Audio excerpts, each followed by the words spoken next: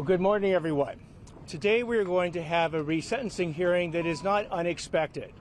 As you're well aware, there were two paths to get to this resentencing hearing.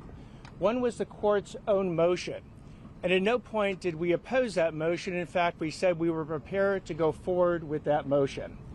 The second path was the prior district attorney's motion for a resentencing hearing. We sought to withdraw that motion because that motion left out a huge amount of key facts for the court to consider into whether or not the Menendez brothers have been rehabilitated and whether or not they continue to constitute an unreasonable risk of danger to society. Those facts and all facts are not facts that we fear. We want all facts to come out at this hearing, good, bad, or indifferent, facts or facts. The other side chooses to start the factual picture not back in 1989 when these brutal murders occurred, but when they started to serve their prison sentences in 1996. While those facts over the last 30 years are very important, so too are the original facts of the brutal murder and what happened at that time. Because we believe, and the California courts confirm, that in order for someone to be rehabilitated, they need to fully come clean with the entire breadth of their criminal conduct. In this case, the Menendez brothers, for the past 30 years, have not come clean with that information. For instance, they have perpetrated the lie, a lie of self-defense. It wasn't their original story. It was actually their fourth story on why they brutally killed their parents. And as we've shown in an 87-page filing with the court, the Menendez brothers concocted this self-defense because they had a pre-planned alibi hours before where they were going to supposedly be at Batman the movie when these killings occurred. They had bought the shotguns that they ended up using against their parents 2 days before in San Diego using a fake ID and a fake address in order to make sure the shotguns could not be traced back to themselves. When they committed the murders themselves, they staged it to look like a brutal mafia killing, shooting their father through the back of the head, their mother who lied dying and bleeding on the ground. They reloaded the shotgun, put it up to her cheek, and pulled the trigger. And then after the parents were dead, they shot them each in the kneecaps in order to stage this as a mafia killing. They then, as you recall, originally said, we didn't do it, that there is someone else who did it. Originally, they said the mafia actually killed their parents. And had they not actually been caught and arrested and had tapes come forward where their confessions were identified, to this very day, I believe, they would have perpetrated that original lie that they weren't involved in the killings at all. But when they got caught, when it was on tape, they had to admit to it. But they didn't just admit to the killings, they then concocted this self-defense that their parents were going to kill them. And when I say parents, I mean both Jose and Kitty Menendez were going to kill them the night of August 20th, 1989, so they had to shoot them first. Of course, that is a lie. And they went beyond that initial lie of self-defense. They perpetrated additional lies where they tried to get one of the... No, sorry, please. I'm sure we can make a deal, and I'm here to help on that. I cannot deal in the name of the European Union. My goal would be invite President Trump to pay an official visit to Italy and understand if there's a possibility when he comes to organize also such a meeting with Europe. I think the best way is that we simply speak frankly.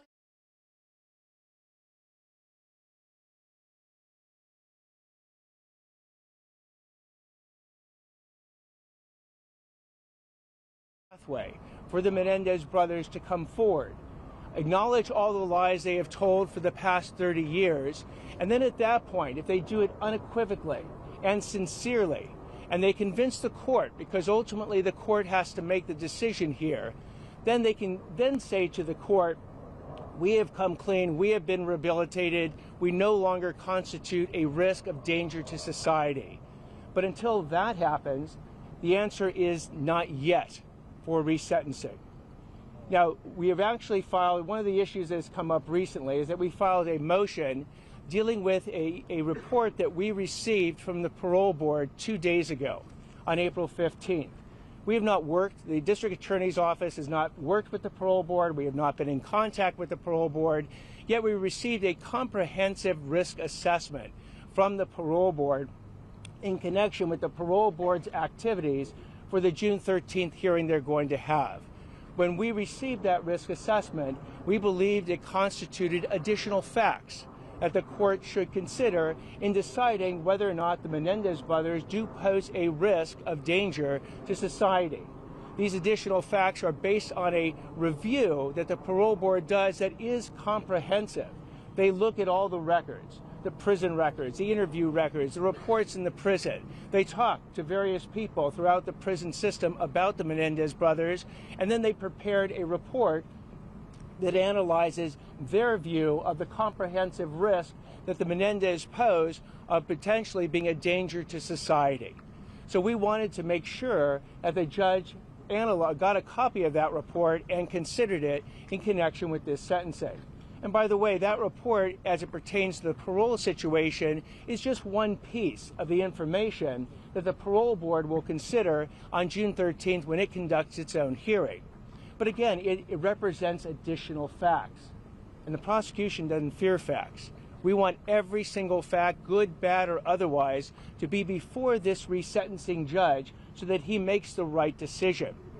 So we basically said, the judge, if you want additional time in order to get this report and to consider it, we, the prosecution, are willing to agree to any additional time you want.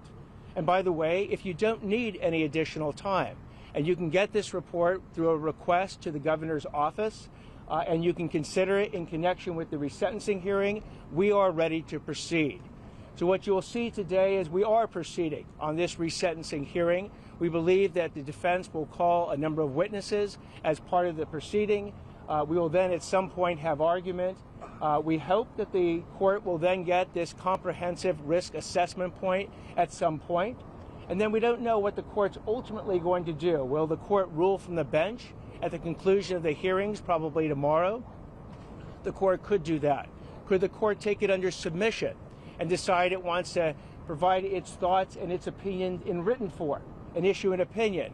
That too is an option. Could the court have an additional hearing at some point where the court wants to hear additional argument on the various factors and either rule from the bench or rule in writing? That too is an option. So I don't know exactly how the court would like to proceed, but the prosecution is ready to proceed today. We've always been believing that this resentencing hearing would occur. It is going to occur. And again, we don't oppose. Our answer to resentencing is not no, it's not yet. I'm open for questions. The brother's attorney has described you as a 90s Neanderthal and how you view this case. What's your response to that? Again, with respect to defense attorneys, there's an old adage. If you don't have the facts, pound the law. And if you don't have the law, pound the facts. And if you don't have the law or the facts, pound the prosecutor. And that's exactly what the defense strategy has been. Because we don't fear the facts, all the facts that are favorable to a Menendez resentencing, the facts that are not favorable to a Menendez resentencing. Bring on the facts. We do not in any way view the facts in a myopic way, focus just on the 90s facts, because again, the 90s facts are the ones that we're pointing out have continued all the way to this present day, where the Menendez brothers have chosen not to come fully clean with the full breadth of their criminal conduct. They could have done it yesterday. They could have done it a week ago. They could have done it during their prison interviews. They could do it interviews with any of you folks. They've chosen not to.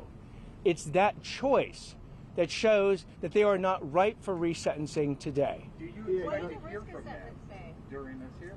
I'm sorry, Do you expect to hear from the brothers and perhaps what you're listening for during this resentencing hearing? Again, that is the choice of the Menendez brothers and their counsel. So I don't want to determine for them or even give expectations. We've laid out a pathway that we believe the Menendez brothers can finally come clean. They can choose to go down that pathway or not. Is there anything in the risk assessment? The defense has asked the judge to admonish your office for the images that were shown last week. Has the judge had any words with you, or what will happen from that? The judge has not had any words for me, but let me address what happened. The Menendez brothers, as you're well aware, for 18 years, between 2005 and 2023, had this case lie dormant. And then in 2023, they filed a habeas motion. And then in 2024, there were Netflix specials and documentaries that came out that showed those brutal crime scene photos to millions and millions and millions of people to this very day. We have described, because we believe that the starting point in any rehabilitation starts with the brutal murder.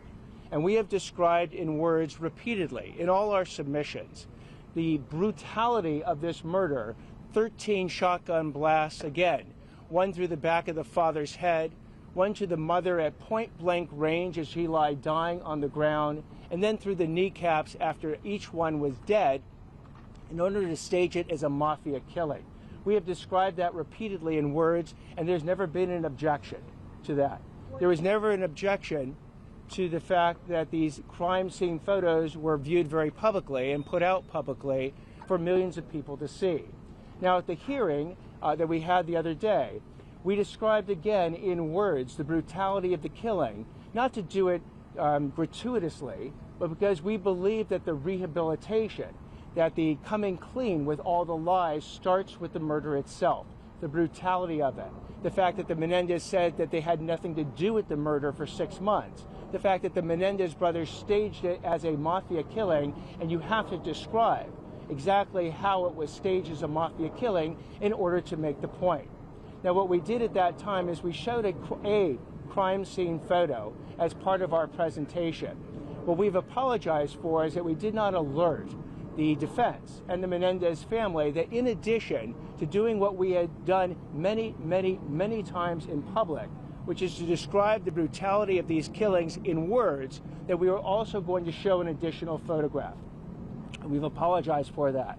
We've made it clear that if we ever were to do it in the future, we would provide advance notice, by the way, not just to the Menendez family, but to anyone in the courtroom who might be seeing this photograph in order to prepare them that if they want to leave at that moment in time, they can. We will not be presenting a crime scene photo as part of the next 2 days resentencing hearings, and that's our position on this issue. Yeah, how do you respond to risk assessments say that you want the judge to see? What's this new information? I'm not at this point, I'm not going to be commenting on the contents of the comprehensive risk assessment. DA, can you talk about how there's arguments that you've conflated resentencing with parole here? Judge Jessups' ruling last week said that the analysis added nothing new last week, and that the inside standard you keep citing is more relevant to parole than resentencing. The report you're asking for the continuance around today was also prepared for the purposes of parole and resentencing. So can you just explain, do you disagree with that interpretation? We do in part, and what we disagree with is that the focus of both parole and the focus of a resentencing hearing is on rehabilitation and the risk of danger to society. Those are the same standards that apply for resentencing as apply to parole. And the California Supreme Court has weighed in, as have other California courts, on what constitutes both rehabilitation and what constitutes a risk of danger to society. One of the factors that they have focused on has to do with insights, exhibiting insights into the full breadth of your conduct, and they have said explicitly that if you have minimized your criminal conduct, which we believe the Menendez brothers have done by perpetrating their self-defense and never acknowledging the lies concerning saying that their mother was going to poison the family and their father was a violent rapist, that when you continue to minimize your criminal conduct, you do not exhibit full insights into it. If you do not exhibit full insights into it, you are not rehabilitated. If you are not rehabilitated, then you continue to constitute a risk of danger to society. So that's how those topics are actually not conflated. They overlap. The same standards that will apply in the parole hearing to rehabilitation and risk of danger to society are the same standards that will be considered in the resentencing hearing. Are you planning to call any witnesses of your own today? I'm sorry? Are you planning to call any witnesses of your own today? Who are we I believe today the defense will be calling witnesses, yes. Who we expect You to said hear your from? team received word of the CRA Tuesday. You filed that motion late Wednesday. Why the gap? Why not alert the judge on Tuesday when you first saw it and were able to read what was in it? So after we received the report, we had not asked for that report. The report came to us somewhat unexpectedly. We didn't actually know the parameters around that report and what could be released, what could not be released, whether or not the court had received it or not received it. It took us a little bit of time to actually figure that out over the next day. And at the point we realized that the report could be received by the court, if the court requested it of the governor's office, that's when we filed our continuance to alert the court that if the court wanted to do that, we were prepared to allow the court additional time to do it. And by the way, the court's own choosing, if the court either chose not to receive that report or didn't need additional time, we were prepared to go forward with the resentencing hearing. The judge has received the report? I do not know one way or the other. Do you believe the father molested them, though? Do you believe? So my personal belief on sexual abuse is not actually relevant for these resentencing hearing. The central defense in the Menendez case was not sexual abuse. The central defense, the perpetrated, concocted defense, was actually self-defense. And that's not Nathan Hochman saying that. That is Erik and Lyle Menendez testifying to it. As we've shown in our papers and in the courtroom proceeding, both Erik and Lyle Menendez, when asked the question, was sexual abuse the reason that you killed your father and your mother, the answer was no. What was the reason you did it? Because we believed our parents were going to kill us that night. Their attorney confirmed that as well. Leslie Abramson has said that sexual abuse does not justify murder. It never did, and it never will. That's a quote from her own attorney. So the focus today, I believe, will be on the self-defense defense as part of the lies that the Menendez brothers continue to tell to this very day. For what you've seen of the risk, there's some conflicting information. So the state has said only one component of that risk assessment has been released and that it's also subject to change. So it's essentially a draft. They said the full version would be released on June 13th. But what I'm hearing from you, if I'm hearing correctly, this is the comprehensive risk assessment. So what exactly is it that your office has? So the document is called a comprehensive risk assessment. It's not called a risk assessment and then I added the word comprehensive on top of it. It's actually called a comprehensive risk assessment. It has been provided to, at this point, ourselves. I don't know if the court has actually asked for it and received it. And again, the governor has indicated that it is part of the information that the parole board will receive. Again, it is not the final or the only document that the parole board will receive and rule on. It's probably subject to change over the next 60 days or so. There'll be additional information, I am sure, that the Menendez brothers and their counsels will bring to the attention of the parole board to additionally consider. So again, to the extent it has facts, useful facts, one way or the other, that either justify resentencing or don't justify resentencing, the prosecution does not fear those facts. We just want every part of the factual picture to be before the judge when he makes his decision. From what you've read so far, the judge is not accepting your motion to delay. Resentencing is going forward for today. Did the judge say anything about that risk assessment? Is that going to play any part in the next 2 days? We'll find out in court today what the judge decides on either asking for the risk assessment or his analysis of the risk assessment. I don't have that information right now. From what you've read so far, delay? Has he not ruled on it at all? I think that he will rule on it momentarily. I would imagine it'll be probably one of the first things he rules on. And again, we made it clear in our own motion that the request we are considering is basically for the judge's benefit, not the prosecution's. We're ready to proceed. And if the judge is ready to proceed, we'll start calling witnesses, or the defense will start calling witnesses today. And if the judge then needs some additional time to then review the comprehensive risk assessment or even ask more questions about it, we made it clear that the prosecution is willing to certainly give the judge any additional time he needs. From what you've seen of the risk assessment so far, does it back up your claims or your arguments and your belief? I won't be commenting on the contents of the risk assessment at this point. Can you tell us who you expect to call in this hearing? I know you said you might not present today, but the defense will be calling witnesses today. We'll make a decision after the defense calls witnesses whether or not we need to call any. All right. Thank you all very much. I appreciate it.